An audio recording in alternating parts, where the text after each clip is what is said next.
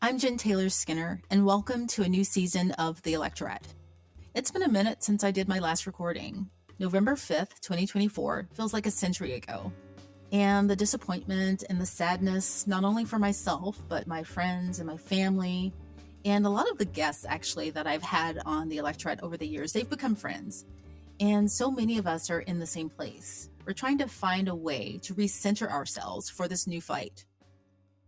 But before we get into the details of this episode, I do want to say one thing, and that's about grief. There is this great video by Francesca Ramsey. And if you don't know Francesca Ramsey, she's a brilliant artist and content creator and writer. You can find her work on Instagram and TikTok. And I'll post a link in the resources section of the show notes for this episode. But this video that Francesca did is about grief and how it's okay to let ourselves grieve right now. We're grieving the leadership and the administration that we thought we'd have. We're grieving the loss of that joy. Remember all of those joyful rallies and videos that were circulating during the election cycle? And we are, of course, grieving all the vulnerable people that will be harmed or who've already been harmed by this administration. And speaking of harm, one thing that was inevitable about this incoming administration was that there would be a fire hose of bad headlines. So much so that we're not only too overwhelmed, but the media isn't covering all of the existing crises that have been going on for decades, like the gun violence crisis. If I were to ask you how many mass shootings there have been in this country since the start of the year, your guess would probably be too low. And that's a problem. The media has stopped covering this with the urgency that it deserves. And that brings me to today's guest. My guest is Morgan Avrigean of Guns Down America. Guns Down America is an organization that focuses on reducing gun violence by changing our culture. They want to change our culture, they want fewer guns, and they want to weaken the gun industry. And they've had some success. And the reason they've had this success is that they're taking a different approach to solving this problem. And Morgan will go into detail about their strategy in the episode. But I do want to say one final thing. When we recorded this episode, it was before the inauguration, and it was also before companies began announcing that they were pulling back their diversity, equity, and inclusion programs. And in the episode, we talk about Target, but we talk about Target in a good way. So believe it or not, Target has been a really good partner for organizations who are fighting to reduce gun violence. And as you listen to this episode, you'll understand why.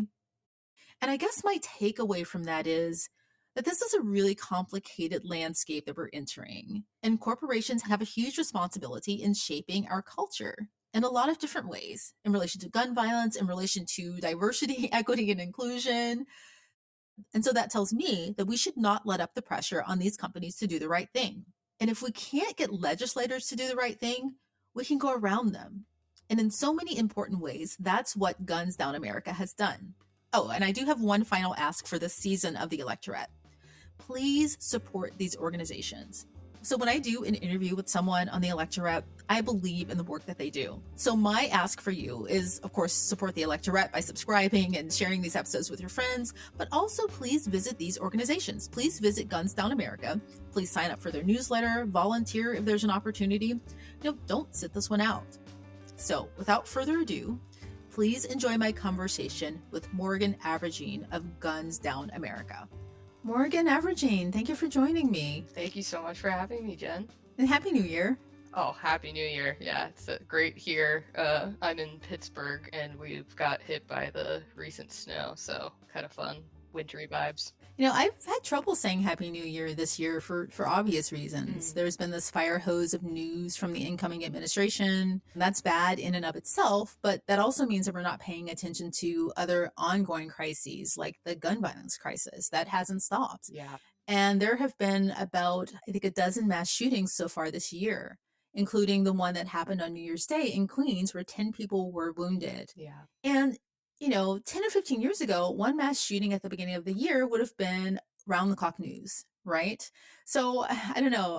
It feels a bit trite to say Happy New Year, but we find joy where we can, I guess. Yeah, Happy New Year. I mean, we at Guns Down tried to look at the big picture, and we were reflecting on 2024. There was a decrease in a lot of violence across the board, which is always encouraging, but I do think that the type and manner and context of violence that's happening and starting the new year on that note is always terrible. You have to take the bad with the good and good with the bad, for sure. Right. Well, thank you for reminding me of that, because I know that crime generally has come down across the board, and I don't want to send a message that the opposite is true. But there is one stat that I want to highlight, and that's one related to children. Guns are now the leading cause of death for children and teens in this country. People don't generally know this. The number of children who die by guns, it's overtaken cancer. It has overtaken the number of children who die in car accidents. I really want people to think about that because it's preventable. It's entirely preventable.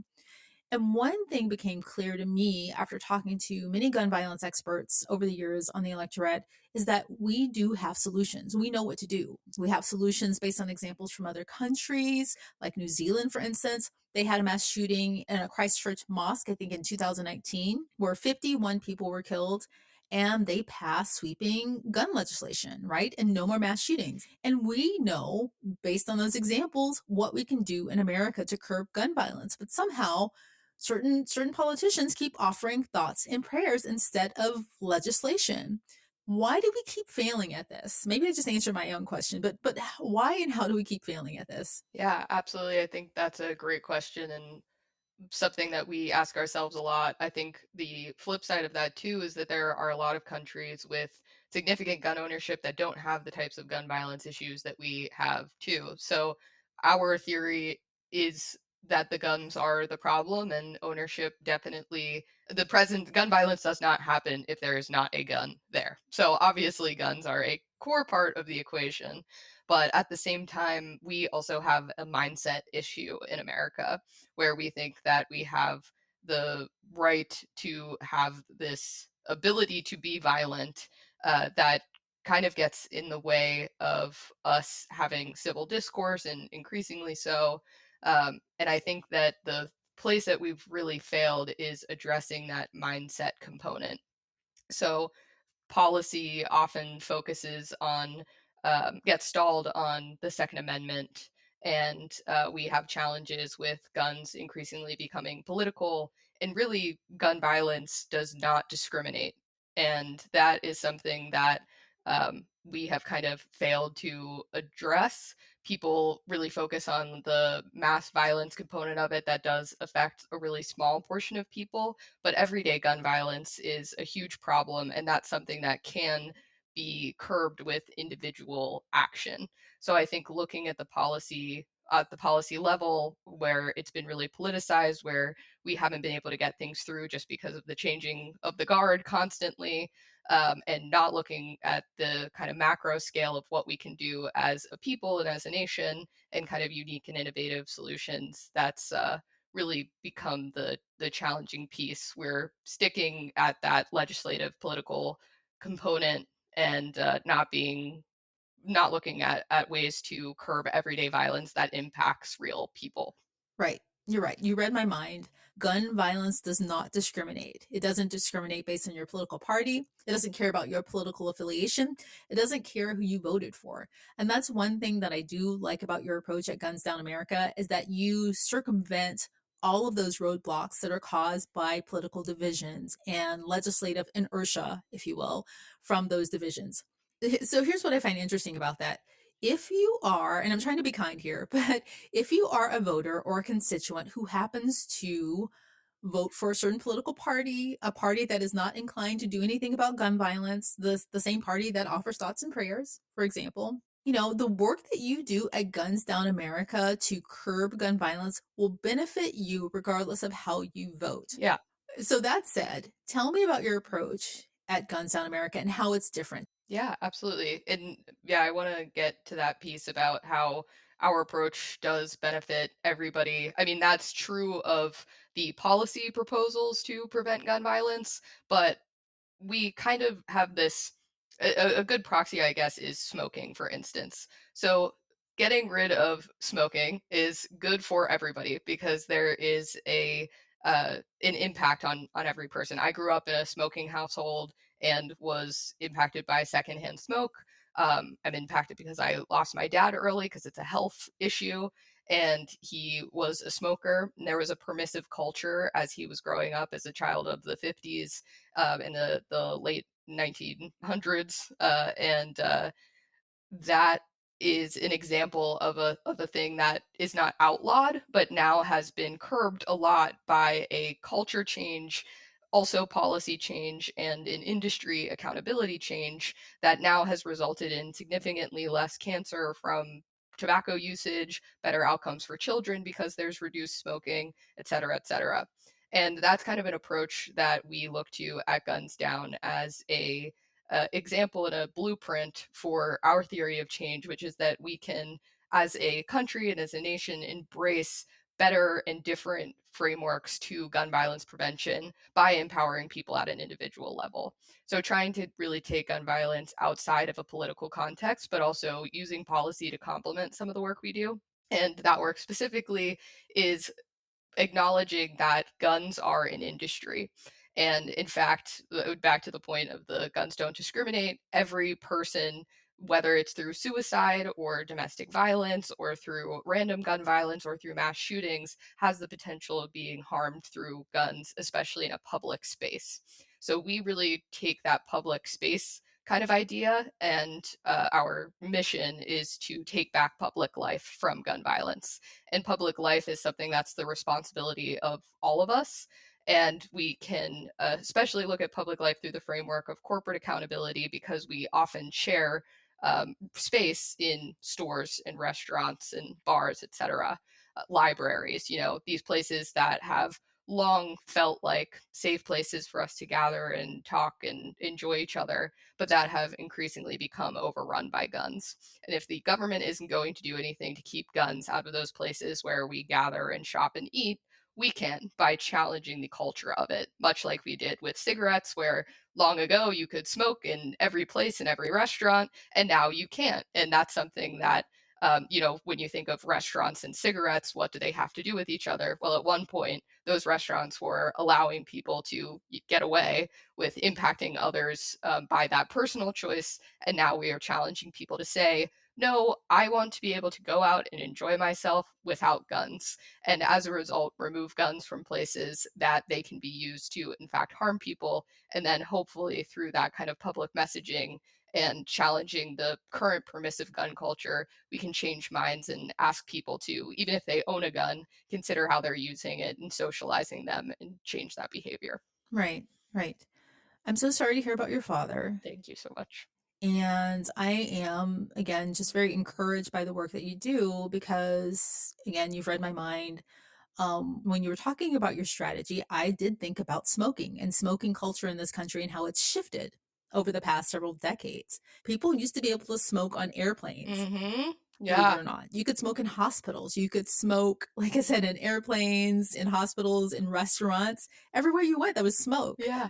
And that cultural shift happened without legislation, right? This happened through the private sector. It happened culturally. And I also know that you were modeling your strategy at Guns Down America around the marriage equality movement, I think, Yeah. right? Yeah, exactly. That's a great one too. So obviously corporate America has huge power. We all know it. I think that they are also a shared villain. So the corporate America evil is something that is pretty bipartisan, which is an interesting framework for us to look at. And marriage equality didn't start that way, but it kind of became bipartisan as well. And a lot of that was done through corporations. So especially through tech companies. And you'll even see, I think something really interesting is like Raytheon is this giant, strange company, defense company that lives in our world, and they are a huge proponent of pride because of the culture internally and through their employees. Employees make up corporate America, as do consumers. Like those things do not exist outside of each other. And employees are a really valuable resource to an organization. And marriage equality is relates to that because in Silicon Valley there were a lot of gays in tech that literally called themselves that and created employee resource groups to defend their rights because corporations have a hold on our individual health insurance, for instance. It became really relevant. Like, again, you're like, what does your sexuality have to do with you working somewhere? And it actually does have everything to do with it because corporations are such a huge part of our professional lives and our personal lives. So the Marriage Equality Act became popularized and championed by a lot of tech companies in Silicon Valley. And because they have outsized influence, especially in politics, that campaign became successful beyond what, even an individual consumer movement could do. So we've taken that idea and chosen to go a corporate accountability route, not only for consumers, but also looking at, for instance, grocery store workers who are a huge population and who are at the front line of public gun violence. There are many, many incidents of shootings at grocery stores. And we look at them from a labor perspective and say, hey, this is good for you as all of us, and it's good for you as an individual because you have a higher likelihood than average of being impacted by this thing. Let's use your power within your organization to make a change. And that's essentially the idea of the Marriage Equality Act as well. You know what bothers me, or what worries me rather? I was recently looking at the statistics for political support for same-sex marriage and for the LGBT community generally. And it's no surprise that, in the past maybe 5 years, I think from 2020 or maybe even 2017 on, it's been slowly declining, broad political support for the LGBTQ community. Obviously, we see that right now, it's really pronounced right now. Yeah. Corporations, of course, they go where the money is. We saw that not only with the LGBTQ community, companies started having, pride merchandise and pride parades and pride celebrations. And when that became, not good for their dollar, a lot of companies pulled back. And we're seeing the same thing now with diversity, equity, and inclusion programs. And I really hope that in this case, that just doesn't happen with gun Yeah. violence. Like we've seen it happen in other areas. Definitely. I think that it is very challenging to look around at the landscape and see the change, especially with DEI in terms of corporate accountability work and organizations stepping away from that. I think anecdotally, there are a lot of right-leaning groups that are really loud even when they're the minority. And that's the case with gun violence prevention as well. Only a third of Americans roughly own guns, but you would think that they are the lion's share of citizens just as a matter of how loud they are about it. And I think that's something we can do as a movement within gun violence prevention, proponents of DEI, is be louder about it and have more community around the issue. There are a lot of things that we take for granted, I think. Roe v. Wade being an example of that. People stop fighting for things whenever they think their right to it is codified. And we have seen there's a baseline of people who are extremely committed to it, but then only when it comes under threat do we stand up harshly for it and kind of create a community around it. And I think the reason why quote unquote, gun rights folks have become so successful is because they are, to their credit, incredibly good at driving community. The NRA is so successful because they were able to create an ideology and a consumer ideology and individual ideology around gun ownership, and they have a loud and proud group of people that are championing that. I think with DE&I, that's a great example of something that we were like, okay, great, now people are doing it. We can kind of take the foot off the gas. No, like we have to be out there talking about it. And that's very much our charge with gun violence prevention. The movement is very focused on this policy piece that a lot of people can't touch. You can fill out the online petition, you can donate, but you can't really participate in anything. And we're working on several initiatives at Guns Down America to invite people to take individual action, to engage with each other, to organize together, and to get the message out that we are the majority. The majority of people want to see more gun control. The majority of people don't want to see guns in their public space. We are the majority, and we need to be louder and prouder and drown out the people who are threatening our ability to make progress here. Again, you must have been over my shoulder when I was preparing for this conversation because you're saying everything that I was thinking, and you're absolutely right. People always assume that the percentage of Americans who own guns are in the majority, Yep. when in actuality, they're not. It's somewhere between, I think, 32 and 35%. It is not the Mhm. majority. And a good percentage of those people are not avid gun hoarders. They aren't people who have closets full of guns, right? Yeah. These are people who may have one gun that they think they need for protection, but the minority is very, very loud, Right. right? And since we're on the topic of corporations, can you tell me more about your Business Must Act campaign? What is Yeah, that? absolutely. Yeah, so Business Must Act is this idea, again, that we make up corporate America and they make up most of our public spaces. We believe that they have to be accountable and in the fight for gun violence prevention, just like us, to keep us safe within their stores, to use their power. To your point, even whenever policy can't change every 4 years or 2 years or more, unfortunately, sometimes these businesses can change policies overnight. And they can also make statements that rally their millions and millions of customers around ideas and culture change and mindset change. We have these brands as part of our everyday life. They're a big part of our identity. There are people who, like the Stanley Cup craze, for instance, there is this consumer ideology that can kind of take place overnight. And we believe that if we can rally support for gun violence prevention from these organizations and make the connection between business power and public health and consumer health, then we can make a quicker, more efficient, effective change. So we compiled a bunch of research about corporate America, and we started with 36 brands and judged them on a rubric that looked at how they score in terms of gun safety and keeping their consumers safe. So key parts of that, for instance, were their financial ties to the gun lobby and the gun industry, whether they have made public statements in support of gun violence prevention. That could be donating, it could be denouncing gun violence. These all seem like kind of low bars to have, but that you would be surprised by some of the scores, or the inaction. And uh, another one is in-store policies about carrying guns, whether they explicitly don't allow guns in their stores.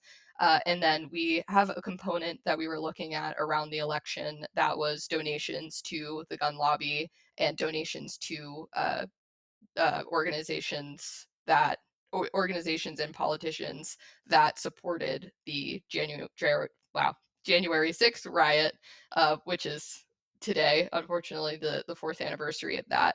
But we're probably going to be changing that a little bit, now that there is a little bit less relevancy to the election, and based on a lot of research that we're doing about the social determinants of gun violence. So, a better social safety net equals less gun violence. So giving organizations more props if they are committed to and investing in the safety of and social health of the communities that they operate in. So there will be a little bit of a change on that democracy piece, but kind of the overall idea is that businesses have an opportunity to keep us safe. We are proposing a few ways that they can do so by supporting gun violence prevention and specific policies, and then we're grading them on an A through F scale based on how well they score. Right. So, can we go through some of these scores because this is really, really interesting. Yeah, absolutely. How many companies do you have scorecards for right now? I think it's what, 36? So we did 36 and we'll be adding more as we go. So there should be at some point hundreds of these brands that are scored. And we're just to clarify only looking at organizations and companies that have a public footprint, since there is a lot more that they can do in terms of that public work. Right. Okay. So here we go. Some of the scores. And I don't want to pick on any specific company, but I will start with companies that received an A rating, an A score. So Target and Starbucks and Trader Joe's. So a lot of listeners will be happy to hear about those companies. Those companies got either A's or A minuses, but A's nonetheless. And that's really great, especially for those latte sipping liberals like myself. Starbucks got an A, so you don't have to stop drinking your pumpkin spice lattes. And a couple of companies got an A plus, like Amalgamated Banks. I've never heard of them, but Amalgamated Banks got an A plus. And good news for carb lovers. Again, I'm a carb lover. Mhm. Panera Bread got an A plus. Yeah. I call Panera the original co-working space. That's where long before those existed, where I always got my work done, and I'm glad that they are championing a space with more community and less guns for sure. How do you get any work done at Panera? How do you work at Panera? I I couldn't work there. All of the bread smells coming from the oven. I would be too distracted. How do you do that? Yeah, can't imagine. Okay. So what makes a company an A plus company? What makes them special? How do you go from being an A or an A minus to an A plus? Yeah, so the A plus companies are ones that have hit all of our marks. They don't donate to politicians that are anti-gun violence prevention. They don't have any connections to the gun lobby or the gun industry, and they are making proactive steps to protect their customers from gun violence by being a place that's safe from guns, by not allowing customers to carry in their stores, and by making public statements for gun violence prevention. And in some cases, like Amalgamated Bank, they go a step further and they've actually done work to try to stop gun violence within their capacity as a bank. Amalgamated Bank is a fantastic organization. It's especially as far as banks go, you think of them as very evil, but they have long served the pension funds for a lot of unions and are a social responsibility oriented bank. And like I said, have invested in campaigns to do something about gun violence without anybody really asking them. So those are the A plus organizations. Costco is another one that is probably more relevant to the everyday person. I just went shopping there yesterday, big Costco fan. And they have a policy that says you cannot carry guns in our stores, and if you have a problem with it, we will refund your membership on the spot. We don't want you to shop here because this is a place that we want people to be able to come in, mill around, enjoy their samples, and not worry about the pistol on your hip. This is a safe place that we want to be free from guns, and we're willing to bounce you if you don't agree. And so that's an example of a thing that organizations can do to say, you know, we have amazing deals, we have an incredible brand, and we want to keep this safe. We want to be able to deliver this brand experience to our customers, and that does not include guns and gun ownership. So those are the A plus organizations and some examples. Yeah, that sounds great. I was curious about this scenario. So let's take a retail space, for example, like Costco or even Starbucks. Starbucks is a good example.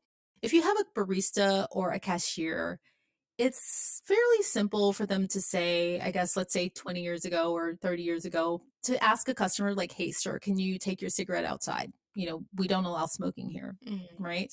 But it's another thing to approach someone who has a gun and say, hey, it's not our policy for customers to be able to enter the store with guns. Right. That just seems like a much riskier scenario and an environment for people to work in. And I'm not really sure how you go about, enforcing those policies without people feeling that they're unsafe. Yeah, and that is a really important consideration and something that we take into account. Even with this campaign, the call to action is to ask brands to do better and to contribute to a culture that drives people to own less guns and to not popularize having guns in public. And so the idea is similarly to smoking that you can smoke, but it's really frowned upon. And for some people that they don't care. They will continue to smoke. And for a lot of other people that does make a difference. We don't want anybody to have to deal with those sorts of conflicts. And so our call is to ask those organizations to do better, to as a brand with their brand power come out in support of these ideas, to contribute to a much broader movement of changes and mindset change, and ending that permissive culture piece that hopefully means that no checkout person has to deal with a person with a gun because there is enough community pressure and social pressure that those people do not show up. And that's something that's just not happening right now. I mean, the boldness with which people parade around with guns increasingly is terrifying. It's you opposite to the smoking piece where, we would be shocked if somebody smoked a cigarette in an airplane. Now it's becoming less shocking that somebody shows up in a place with a gun, and that is really what we're fighting against and what we think we have to gain by these organizations coming out and speaking out about it. I think it's actually more likely that somebody feels that they can freely approach people with a gun if we don't do these things. But there is definitely a chance of inflaming those absolutely extreme people. Um, but again, the sorry, I got off track there, but the call to action for us is a little bit more about organizing that collective pressure and also asking consumers where they can to change their own spending habits to put the pressure at the brand level again.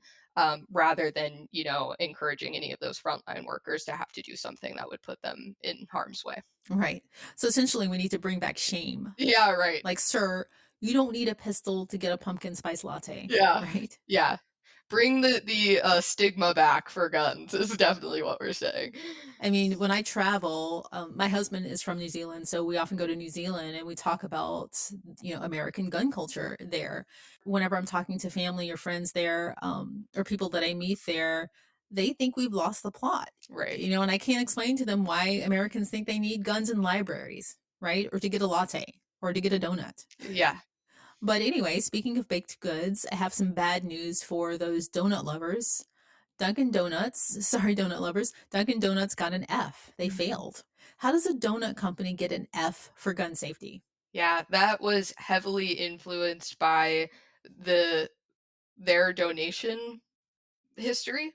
So donating to politicians that are anti-gun violence prevention, and also not having any strong policies and being silent on the issue as a whole. So a lot of with with Duncan in particular, it's how they're moving around their political influence and their kind of silence is violence. Our silence is violence mentality. They have done no work for it, and therefore got an F. Um, so the organizations at large who have gotten the worst scores are ones that just have failed to act and have hidden behind political donations that, aren't necessarily motivated by being pro-gun, but are to politicians who are actively working against keeping people safe from guns. One of the things I've been trying to figure out, and the thing that doesn't necessarily compute for me, is why a company would donate heavily to a gun organization or to the NRA or to a politician who supports policies that don't curb gun violence. And I guess, like you said, these people aren't specifically voting for gun policies, but they may be voting for a politician that they like who happens to not support gun prevention policies. So the presumption is that these people are conservative politically, so there's kind of a top down culture happening here. If the owner of a company or the executives at that company are conservative politically and they support politicians who are conservative, that will possibly translate to in store policies. Am I getting that right? Right. Yeah, yeah, and I would even say there's the opposite that's true too, and this is more for the banks in our scorecard. For example, Citibank, they on their face say that they are for gun violence prevention and have donated massive amounts of money. We have partners who have done really compelling work with them for gun violence prevention, but they still offer massive lines of credit to the gun industry. So their public perception and their public work is really at odds with what they're doing internally. And we're saying you can't just do one or the other. You have to do all of it because all of those choices individually are going to be what solves this problem. Not no one policy, no one campaign can do it. It's going to take everyday work and everyday commitment by a lot of people to make us all safe from gun violence. But that is worth it. Right. So, as a consumer, how should I respond to this data? Because I don't think it's realistic for people to, using Starbucks again as an example, to stop patronizing places like Starbucks. I don't think people would do that on a wide scale. I know that Starbucks got an A, but let's say they suddenly failed, right? They got an F. I Yeah. don't know how that would happen. Let's just assume. How should we respond as consumers to help ramp up this pressure? Yeah, yeah. So we want people to do better. We don't want the organizations that aren't doing well to just keep doing poorly and not get our dollars. The purpose here is to get everybody to that A score and reward the businesses that are doing the best for us. We know, especially in today's economic climate, that a lot of people can't afford to make choices between a Walmart and a Whole Foods, for instance. And Whole Foods surprisingly got a very tepid score. I think they're at a C minus. So that one was a little disappointing.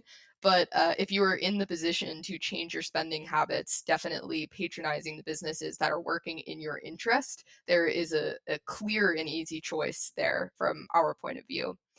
A lot of our call to action is in getting consumers to talk about this information and popularize it. Again, back to what I was saying earlier about community, I just think a lot of the people who don't own guns and are for gun rights or gun control and want gun violence to come down kind of take for granted what it's going to take to make that possible, and have relied on the fact that, overall, you're very unlikely to become a victim of gun violence in a lot of circumstances, and have kind of like let that feeling of safety keep them from being an active participant in guns. And also, to your point, with the frontline workers having to confront people with guns, it can be scary to talk about guns. I, even in taking this job, was a little bit scared because I have a very unique last name and would be easy to find. And there are a lot of people who are very angry about the type of work that we do and the type of sentiment that we put out there and believe in. And it can be difficult, but I think that a very important component of any of this work, and any meaningful work, is getting a little bit uncomfortable and engaging people about it, talking about it, and mounting pressure. So we have a letter on our website, businessmustact.org, that consumers can sign.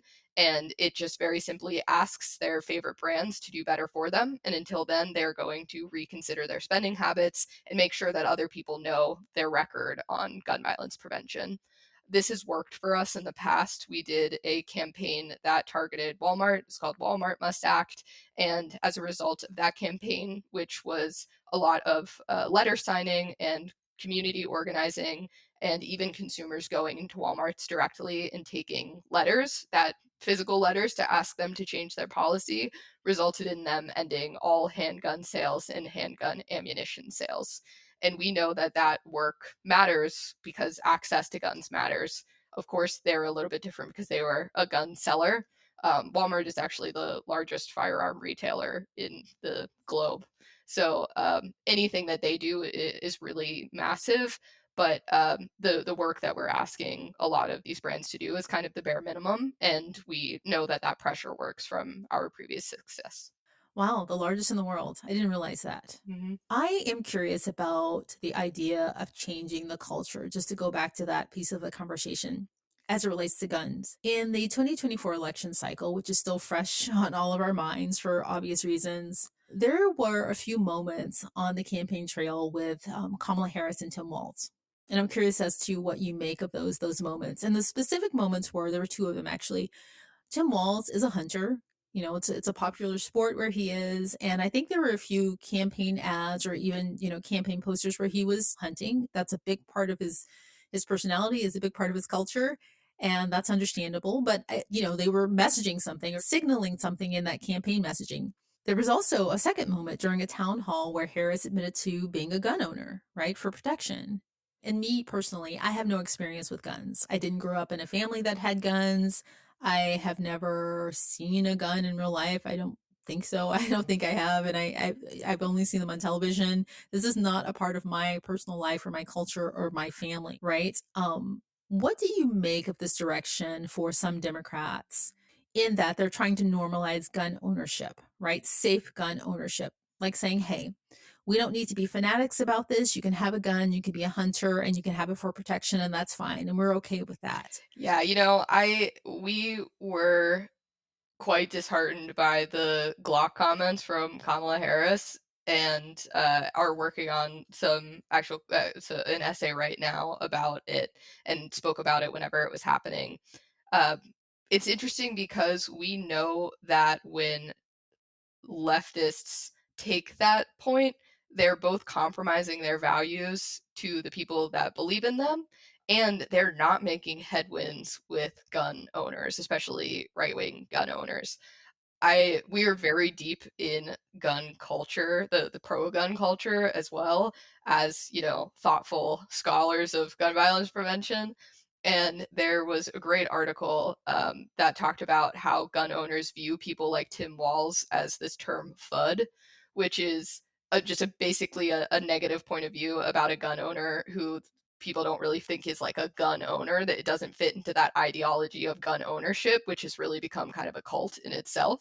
So, on a personal note, I think it was a very poor strategy that both isolated the Harris Walz campaign from their base of supporters and made them no progress in terms of this other group. We do some research through a consumer polling program called Resonate, that shows that there are about 12 million Democrats who are gun owners that believe in gun control, and there are 60 plus million Democrats who are not gun owners, don't plan to own a gun, and believe in increased gun reform.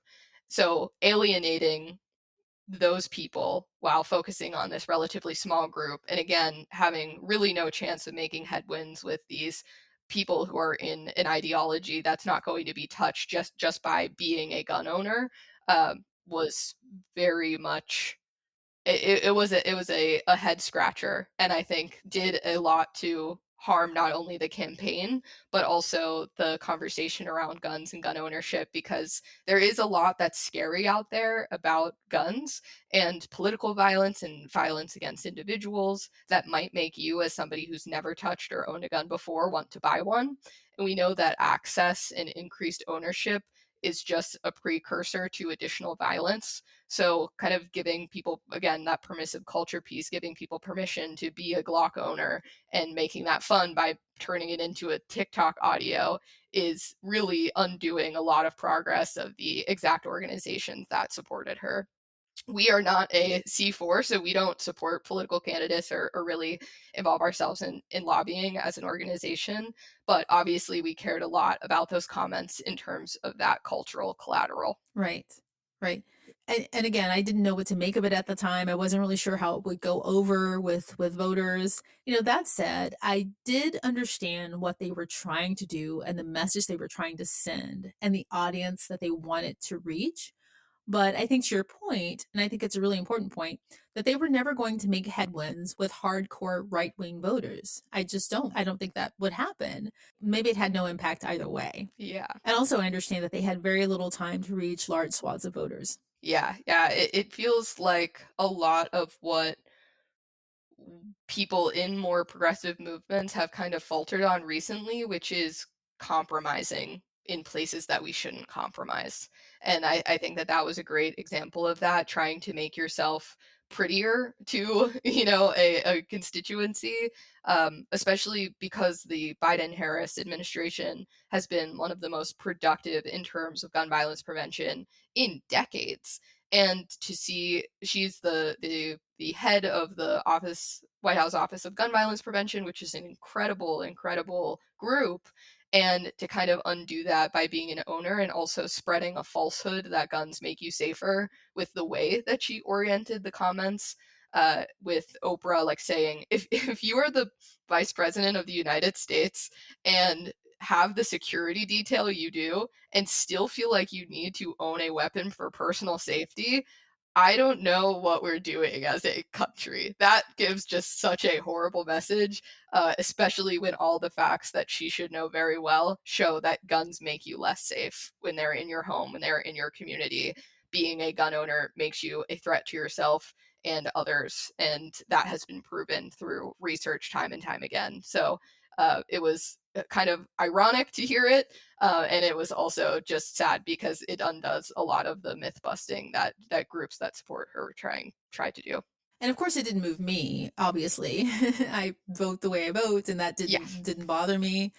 But to go in a slightly different direction in relation to gun culture, I think as an electorate, we are collectively unsure about how we feel about guns. I don't know if you think that's fair to say.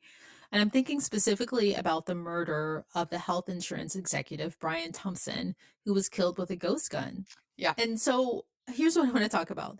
The production and proliferation of ghost guns is a huge problem, Yeah. but the topic of gun violence wasn't really a big part of the discourse around that crime, especially conversations around ghost guns, which I find really, really scary personally. Absolutely. Yeah. And I think that's kind of a two-parter. So the piece about vigilante justice is terrible. We have these public health systems and these safety systems in place that do often protect us. And again, there is very little data that defensive gun ownership improves outcomes. I think the United CEO shooting is a very good example where you can't anticipate that, and more people having more guns just puts you at more risk. It doesn't increase your likelihood of being able to protect yourself, it just increases your likelihood of becoming a victim.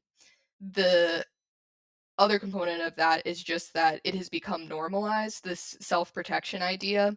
And I think it's really ironic, especially within the gun owning group, because they're very pro law enforcement typically, but also often justify owning a gun with the NRA sentiment of when the police are minutes away, you have seconds, and that should substantiate you owning a gun. When a lot of our systems are really worthy, and it's interesting. It's like, hoarding fire or hoarding garden hoses instead of having the fire department come and help you. Like that, it's a similar sentiment. It's like, I love the firefighters and support them, but like I could protect myself somehow. Uh, and again, it's just factually also, it's funny, but it's also factually not true. So I think that the self-defense aspect and the vigilantism is really disconcerting, and the idea that we can be become more extremist by this idea that we could protect ourselves, not only from an intruder in our home, but from democracy. Like the disbelief there is very sad and has a lot of implications for the systems that we rely on to keep us safe, and who have done so pretty effectively. Like, need reform, could be better, absolutely, but are absolutely more effective, again, factually, than taking it in our own hands. And then I would say on the ghost guns piece, it's also very sad that it took a case like that to make people be interested in ghost guns. It's something that the ATF has been working on for a long time, that a lot of urban DA offices have been working on for a long time. You can see the proliferation even through just media. So, like, there are the Manhattan DA, Alvin Bragg, put a letter out to YouTube because they found through an investigation that teenagers were going from video game content to getting served ads on how to make a ghost gun, which is something that, a teenager could literally go on a website, buy a ghost gun, and figure out how to put it together. And you're not supposed to be able to put that kind of content on YouTube, but it is prolific on that platform, and it's something that should really scare us.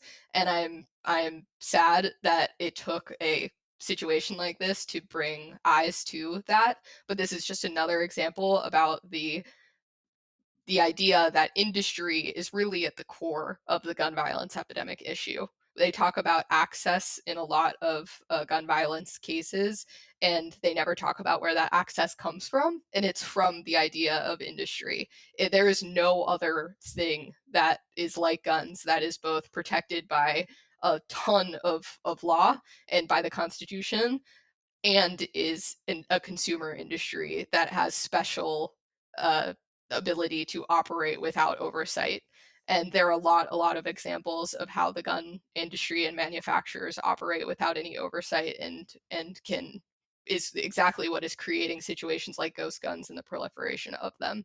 The fact that there's no effort to handle that, and in fact, there's a lot of undoing that the Trump administration wants to do in terms of ghost guns, in terms of bump stocks, which is also a law that he created and is now planning to undo. It is scary, and I wish that it didn't take somebody in a position of power to, being murdered in order to bring attention to it. My anxiety is going up just thinking about it. Too bad the holidays are over because I could use a big cup of spiked eggnog right about now. Yeah, yeah. But my assessment of the discourse around this crime is anecdotal, but I didn't get the sense that people were talking about the guns after the shooting so much as they were talking about, health insurance, which is an important conversation to have. Yeah, yeah. Um, And it's really interesting that you say that, because for the feeds that I'm on, I think just because I'm in gun violence prevention, everyone was like, okay, great, awesome opportunity to talk about ghost guns. And it is disheartening to hear that that's not kind of a broader topic. And of course, I understand it being drowned out by the broader discourse. That was very surprising and also very complex about that situation in particular. But yeah, the ghost guns have become a lot more popular. It's very easy to get your hands on them. There is actually a lot of great local work that's happening to prevent ghost guns. So, for instance, the city of Philadelphia has banned ghost guns. You cannot ship ghost guns to Philly. and they have sued manufacturers. I think the Polymer 90 is the name of the manufacturer that they sued, because of the increase in crime in the city of Philadelphia due to ghost guns. And a lot of urban areas are seeing that because they're affordable, where other guns are very much not. Um, and they're easy to get and they're generally legal. So it's unfortunate and a huge and increasingly growing issue on top of being growing in the past couple years, and one that I hope, in terms of local policy, more cities and states take that up so that we can quash it. And hopefully there's more compelling federal policy to address those, because I think everybody can agree that those kinds of guns are bad. I actually wouldn't be surprised if gun manufacturers, the traditional ones, started coming out in support of ending ghost guns. And that will be an interesting battle to see, because there's long been this idea that, more guns, more widely available guns, easier to get is great, but not these ones that are hard to track and could undercut other industry profits. So it'll be interesting to see that conversation grow. Hopefully more lives aren't lost to the hands of them, because it is a very terrifying development in guns. You mentioned earlier that Vice President Kamala Harris was in charge of the gun violence prevention group within the Biden administration, and that was a victory that we can attribute to Guns Down America, right? Can you tell me more about that? Also, tell me how you were able to convince President Biden to start this gun violence prevention committee. Yeah, so this was a joint effort. There's a large coalition of gun violence prevention groups that have many different strengths and work together to try to make these sorts of moves. So, along with organizations like Brady United to End Gun Violence and Giffords, we joined a large coalition that came to the White House and urged the administration to create a dedicated office to address this issue. And it's made up of some fantastic people, experts in gun violence, and actually a survivor, even Greg Jackson, who have done a lot of great work. And that was a good example of individuals who helped us create pressure and showed how popular this issue was to the upcoming administration. So that effort was getting people to sign letters, working with this coalition, and calling on kind of our unique supporter base, and very, very large supporter base. Again, we are the majority of people who want to see change here, to mount pressure. So it's primarily a petition and kind of letter writing and giving the Biden administration our point of view on what an office like that could do. And they've made amazing progress, increasing universal background checks, doing a lot of community violence interruption investment in local communities, which is a huge belief of ours that the federal level is a really tricky beast to tackle, but there's a lot that we can do in communities, and especially the ones most impacted by gun violence, to save lives on a daily basis. And the White House Office of Gun Violence Prevention has done exactly what we wanted them to do. Presumably, given the direction that we're going politically with this incoming administration, this office will be closed, the position will be shut down. So, does Guns Down America have any plans to circumvent that and to find a new way to do this, possibly through the private sector? Yes, Guns Down America, as well as a lot of our partners, are working on ways to increase funding to communities and increase focus on communities, and try to address the shortfall that's going to come from the almost definite dissolution of the White House Office of Gun Violence Prevention. Which, again, just based on the amount of work they've been able to do and seeing the encouraging decrease in violence from guns over the past few years, that shows that they've had a tangible impact. It's really unfortunate that the new administration isn't going to care about American lives enough to keep investing in that.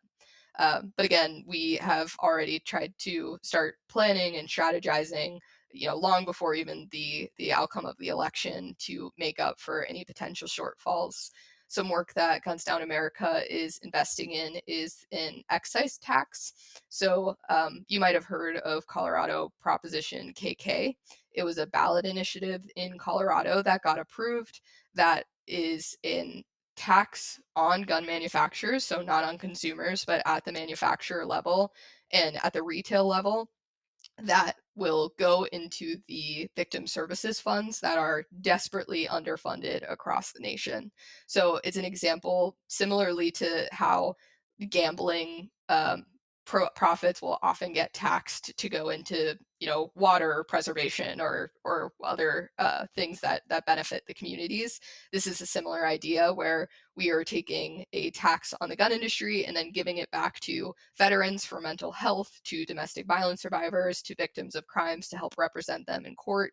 And because guns are so interlinked with a lot of those victim services, this is a way to make the industry accountable to the tax dollars that otherwise would be taken from constituents. And we're generating some other revenue to make sure that these groups are funded who are doing important work for real people. So that's just one example of what we're doing, and a lot of the other groups are doing similar work to try to make sure that we are continuing to serve Americans and doing our darndest to keep people safe and make progress on this issue. So, what is your call to action for people like me? What should we all be doing? How can you enlist us to help you? That's such a great question. Yeah.